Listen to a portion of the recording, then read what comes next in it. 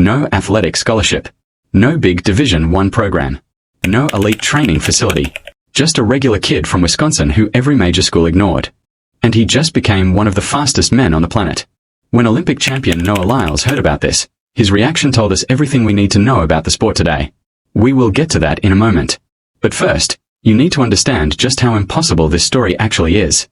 Sam grew up in Oshkosh, Wisconsin. It is a regular Midwestern town, definitely not a place known for producing world-class sprinters.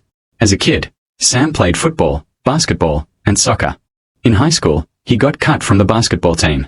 So, he decided to try running track just to have something to do in the winter. No big plan, no destiny. But then, something strange started happening. He was fast. Insanely fast. By his senior year, he ran 10.83 seconds in the 100 meters and won 3 state titles. You would think Division I coaches were blowing up his phone, right? Wrong. The only coach who called was from the University of Wisconsin-La Crosse, a Division III school. Every big D1 program in America just kept scrolling past his name. Think about that. 3 state titles, and 0 scholarship offers. The sports system told him, "You are not good enough for us."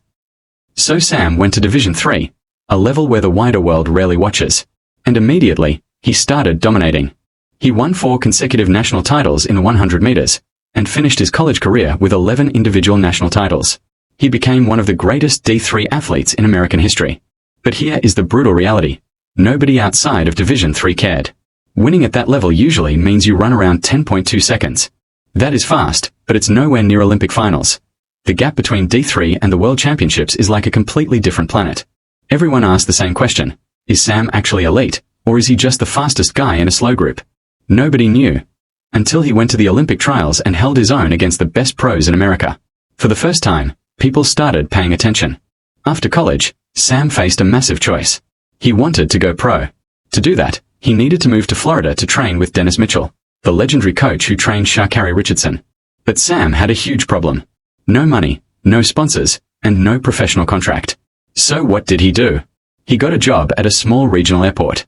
He worked long shifts through the off-season, saved every single dollar, packed his bags, and moved to Florida. Think about that image. An 11-time national champion, working a regular airport job just to fund his dream against million-dollar athletes. That detail tells you exactly who Sam Blaskowski is. He was betting everything on himself. He gets to Florida and trains alongside Olympic medalists. Early in the 2026 season, he struggles. He doesn't break 10 seconds. The doubters immediately start talking. Maybe he is just a D3 kid after all. Maybe moving to Florida was a mistake. And then, May 30th, 2026 happens. At the City Track Carnival in Tennessee, Sam lines up for the 100 meters. The gun goes off. He crosses the finish line in a mind-blowing 9.89 seconds. He didn't just break 10 seconds, he completely skipped the 9.90s. He went from a personal best of 10.05 straight to 9.89 in a single race. He became the fastest American in 2026. And there is one historic fact the mainstream media is dancing around, but we need to say it directly. 9.89 seconds makes Sam Blaskowski the fastest white sprinter in human history. In over 60 years of professional sprinting, nobody who looks like him has ever run faster. Remember Noah Lyles? Lyles always says that track needs new faces, and that speed doesn't care about your scholarship status.